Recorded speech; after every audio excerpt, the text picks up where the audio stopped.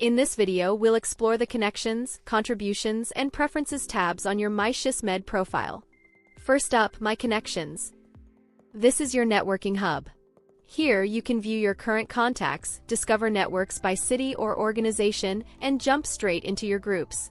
It's also where you'll manage mentoring relationships and easily find posts you're following.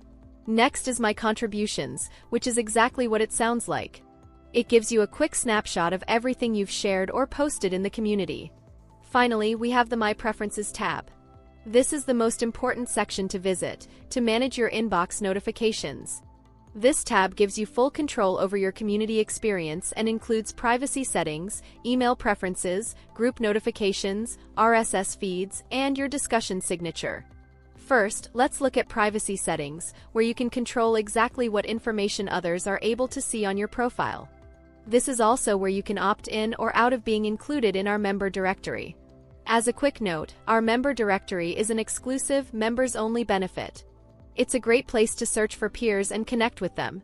Just remember, if you make any adjustments to your privacy settings, you must scroll to the bottom of the page and click Save Changes so you don't lose your updates. Next is the Email Preferences section.